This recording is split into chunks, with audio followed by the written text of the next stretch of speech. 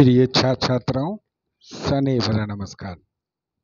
मैं आज सीबीएसई एवं बीएसईबी के इंटरमीडिएट 12वीं के परीक्षार्थियों के लिए मनोविज्ञान पत्र हेतु अध्याय 4 के टॉपिक साइकोलॉजिकल डिसऑर्डर्स अर्थात मनोवैज्ञानिक विकार या मानसिक विकृति शीर्षक से संबंधित पाठ के कुछ महत्वपूर्ण वस्तुनिष्ठ प्रश्नों के वैकल्पिक उत्तरों में से सही वैकल्पिक उत्तर को बतलाने जा रहा हूं।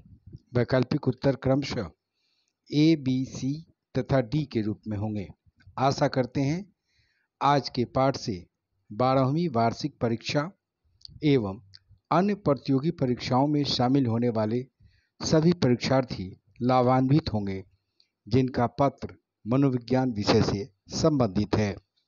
छात्र छात्राएं, अगर आपने अभी तक मेरे चैनल को सब्सक्राइब नहीं किया है तो तुरंत सब्सक्राइब करें डॉक्टर सिद्दीकी क्लासेस और बेल आइकन को दबा दीजिए ताकि मनोविज्ञान से संबंधित जो अध्ययन सामग्री या पाठ हो सबसे पहले आपको आसानी से मिल सके।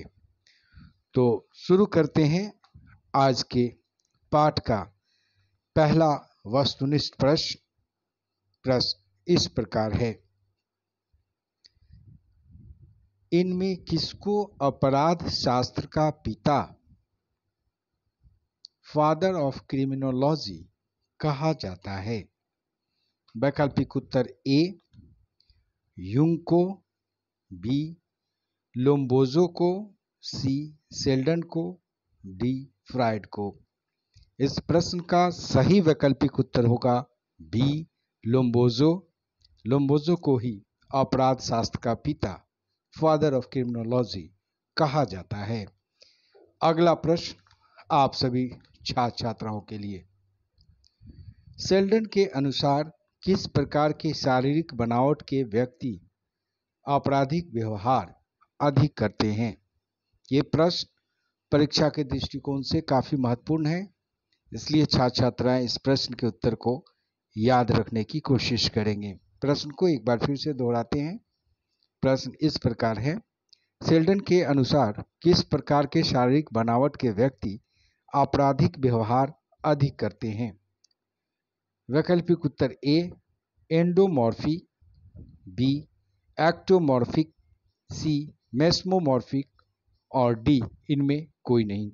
इस प्रश्न का वैकल्पिक उत्तर होगा सी मेसोमॉर्फिक, यानी आयताकार शारीरिक गठन वाले व्यक्ति आपराधिक व्यवहार को अधिक करते हैं।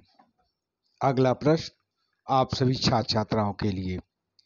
वेंडूरा के अनुसार बच्चे असामाजिक व्यवहार सीखते हैं।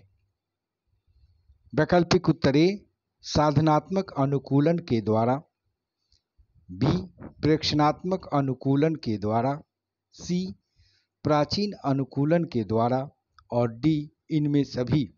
इस प्रश्न का सही उत्तर होगा बी प्रेक्षणात्मक अनुकूलन के द्वारा बच्चे असामाजिक व्यवहार को सीखते हैं, जिस बात की पुष्टि वेंडूरा ने अपने लर्निंग थ्योरी में बतलाया था।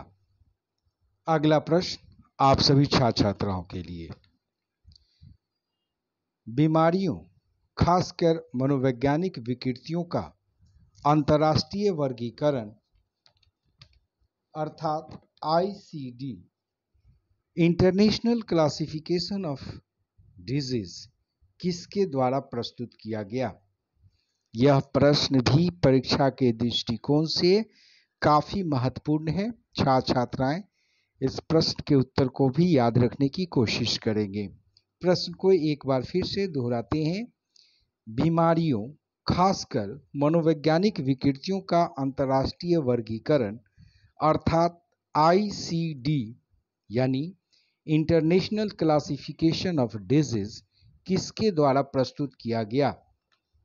वैकल्पिक उत्तर ए WHO यानी वर्ल्ड हेल्थ ऑर्गेनाइजेशन विश्व स्वास्थ्य संगठन, बी अमेरिकन मनोचिकित्सक संघ APA, सी संयुक्त राष्ट्र संघ यूएनओ, और डी इनमें कोई नहीं।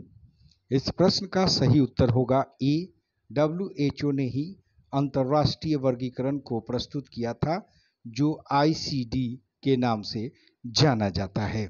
अगला प्रश्न आप सभी छात्र छात्राओं के लिए, diagnostic and statistical manual DSM वर्गीकरण किसके द्वारा प्रस्तुत किया गया था? वैकल्पिक उत्तर ए, अमेरिकन मनोचिकित्सक संघ एपीए द्वारा, बी डब्ल्यूएचओ द्वारा, सी यूएनओ द्वारा, और डी इनमें कोई नहीं। इस प्रश्न का सही उत्तर होगा ए, अमेरिकन मनोचिकित्सक संघ यानी एपीए द्वारा इस वर्गीकरण को प्रस्तुत किया गया। अगला प्रश्न आप सभी छात्र छात्राओं के लिए, इनमें कौन मानसिक बीमारी वर्गीकरण का अत्यंत नवीनतम पद्धति है? छात्र छात्राएं ध्यान देंगे, परीक्षा के दृष्टिकोण से यह भी प्रश्न काफी महत्वपूर्ण है। प्रश्न को एक बार फिर से दोहराते हैं। प्रश्न इस प्रकार है कि इनमें कौन मानसिक बीमारी वर्गीकरण का अत्यंत नवीनतम पद्धति है? वैकल्पिक उत्तर ए, DSM-4, बी, ICD-10, सी, DSM-4-TR, और डी इनमें कोई नहीं। इस प्रश्न का सही वैकल्पिक उत्तर होगा सी, DSM-4-TR। अगला प्रश्न आप सभी छात्र छात्राओं के लिए, परीक्षा के दृष्टिकोण से ये भी प्रश्न काफी महत्वपूर्ण है, इसलिए इस प्रश्न के उत्तर को भी आप सभी याद रखने की कोशिश करेंगे। प्रश्न को एक बार फिर से दोहराते हैं। डिमेंशिया प्रेकोक्स का दूसरा नाम क्या है?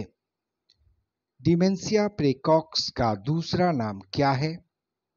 वैकल्पिक उत्तर ए, मनोविदलता स्किज़ोफ्रेनिया, बी, स्थिर व्यामोह पैरानोइया, सी, उन्माद हिस्ट्रिया, और डी इनमें कोई नहीं। इस प्रश्न का सही वैकल्पिक उत्तर होगा ए, मनोविदलता स्किज़ोफ्रेनिया का ही नाम पहले था डिमेंशिया प्रेकोक्स।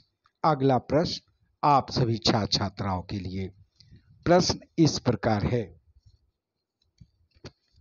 बुलिमिया या बुलिमिया एक ऐसी विकृति है जिसमें रोगी को क्या होता है? वैकल्पिक उत्तर ए, भूख अधिक लगती है, बी, भूख कम लगती है, सी, नींद कम लगती है, और डी इनमें कोई नहीं। इसका सही उत्तर होगा ए, यानी भूख अधिक लगती है। यह एक तरह का भोजन विकार है जिसको हम बुलिमिया के नाम से जानते हैं। जब ये विकृति किसी व्यक्ति में हो जाती है तो वो व्यक्ति अधिक से अधिक भोजन करने लगता है, भोजन पर से उसका नियंत्रण खत्म ही नहीं होता और वो खाने के लिए आतुर रहता है। अगला प्रश्न आप सभी छात्र छात्राओं के लिए, एनोरेक्सिया नर्वोसा जैसे विकृतियों में क्या होता है? यह भी प्रश्न काफी महत्वपूर्ण है परीक्षा के दृष्टिकोण से।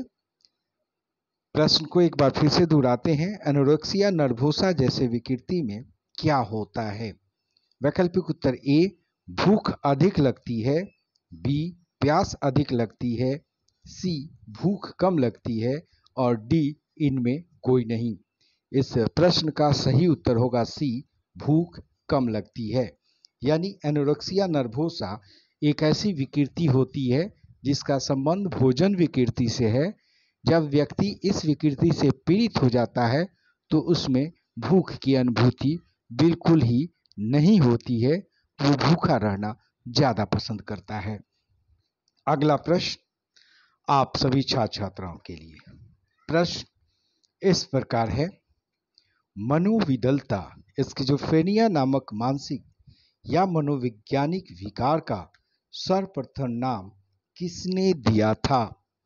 परीक्षा के दृष्टिकोण से यह भी प्रश्न काफी महत्वपूर्ण है, इसलिए छात्र छात्राएं इस प्रश्न के उत्तर को याद रखने की कोशिश करेंगे। प्रश्न को एक बार फिर से दोहराते हैं, मनोविदलता स्किज़ोफ्रेनिया नामक मानसिक या मनोवैज्ञानिक विकार का सर्वप्रथम नाम किसने दिया था? वैकल्पिक उत्तर ए बल्यूलर, बी क्रेपलिन, सी फ्राइड और डी कैनन।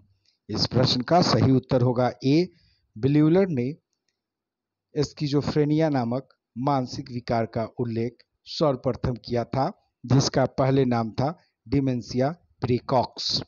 अगला प्रश्न, इनमें कौन दुश्चिंता विकार एंजाइटी डिसऑर्डर से संबंधित विकृति नहीं है?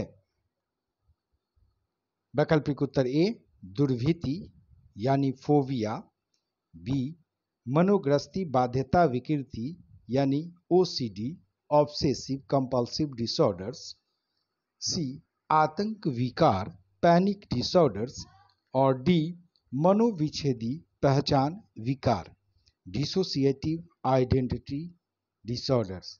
इस प्रश्न का सही वैकल्पिक उत्तर होगा डी यानी मनोविच्छेदी पहचान विकार दुश्चिंता विकार के प्रकारों से संबंधित नहीं है। अगला प्रश्न, इनमें कौन बेमेल है? यह भी प्रश्न परीक्षा के दृष्टिकोण से काफी महत्वपूर्ण है। प्रश्न को एक बार फिर से दोहराते हैं। इनमें कौन बेमेल है? ए उन्माद यानी हिस्टीरिया, बी मनोविदलता स्किज़ोफ्रेनिया, सी स्थिर व्यामोह पैरानोइया और डी मानसिक दुर्बलता मेंटल रिटार्डेशन। इस प्रश्न का सही उत्तर होगा डी मानसिक दुर्बलता मेंटल रिटार्डेशन इन तीनों विकृतियों से अलग है। अगला प्रश्न आप सभी छात्र छात्राओं के लिए। प्रश्न इस प्रकार है, बुलिमिया किस प्रकार की विकृति है? ए भोजन विकृति, बी भावात्मक विकृति, सी चरित्र विकृति और डी व्यक्तित्व विकृति। इस प्रश्न का सही उत्तर होगा ए भोजन विकृति। अगला प्रश्न आप सभी छात्र छात्राओं के लिए, उन्मादी विषादी विकार मैनिक डिप्रेसिव डिसऑर्डर्स को DSM-4 में क्या कहा गया है? यह भी प्रश्न परीक्षा के दृष्टिकोण से काफी महत्वपूर्ण है। प्रश्न को एक बार फिर से दोहराते हैं। उन्मादी विषादी विकार मैनिक डिप्रेसिव डिसऑर्डर्स को DSM-4 में क्या कहा गया है? वैकल्पिक उत्तर ए एक ध्रुवीय विकार यूनिपोलर डिसऑर्डर्स, द्विध्रुवीय विकार बायोपोलर डिसऑर्डर्स, चार ध्रुवीय विकार फोर पोलर डिसऑर्डर्स और डी इनमें सभी। इस प्रश्न का सही उत्तर होगा बी द्विध्रुवीय विकार बायोपोलर डिसऑर्डर्स। अगला प्रश्न आप सभी छात्र छात्राओं के लिए। प्रश्न इस प्रकार है, सामान्यतः औषध व्यसन ड्रग एडिक्शन घटित होता है।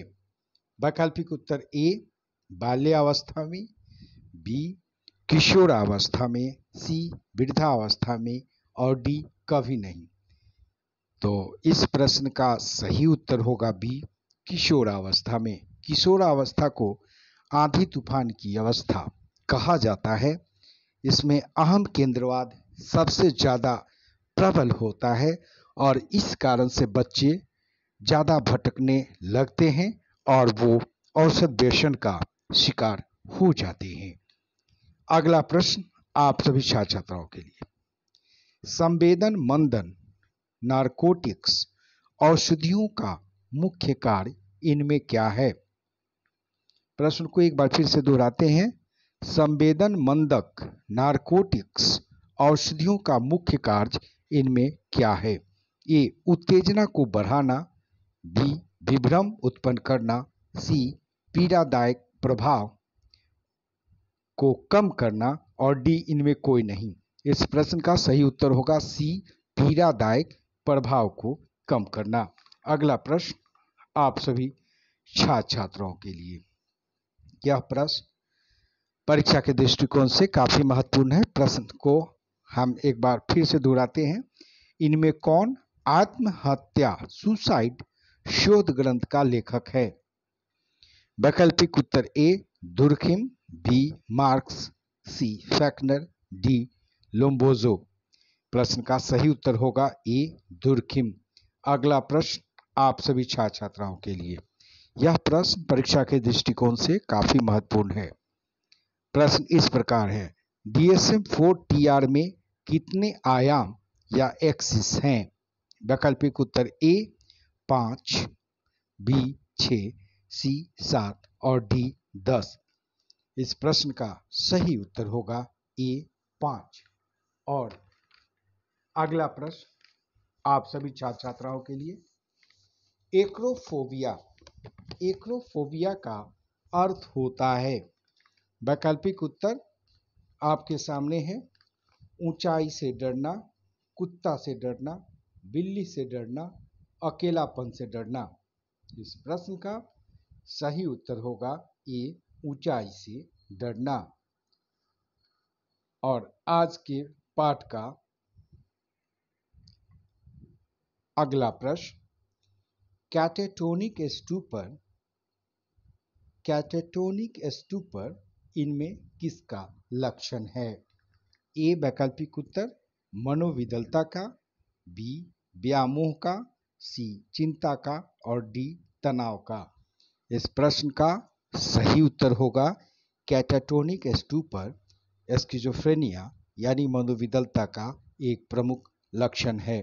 और आज के पाठ का अंतिम प्रश्न आप सभी छात्र छात्राओं के लिए, यह प्रश्न परीक्षा के दृष्टिकोण से काफी महत्वपूर्ण है, इसलिए आप इस प्रश्न के उत्तर को सभी याद रखने की कोशिश करेंगे। प्रश्न को हम आपके लिए प्रस्तुत कर रहे हैं। प्रश्न इस प्रकार है, मनोविदलता के रोगी में कौन सा विभ्रम सबसे अधिक पाया जाता है? प्रश्न को एक बार फिर से दोहराते हैं, मनोविदलता के रोगी में कौन सा विभ्रम सबसे अधिक पाया जाता है? वैकल्पिक उत्तर ए श्रवण विभ्रम, बी दृष्टि विभ्रम, सी दैहिक विभ्रम और डी इनमें कोई नहीं। इस प्रश्न का सही उत्तर होगा ए श्रवण विभ्रम, यानी जो स्किज़ोफ्रेनिया के पेशेंट होते हैं उनमें श्रवण विभ्रम अधिक पाया जाता है। अब आज का पाठ यहीं पर समाप्त होता है। आशा करते हैं आज का पाठ आप सभी छात्र छात्राओं के लिए उपयोगी सिद्ध होगा। बहुत बहुत धन्यवाद।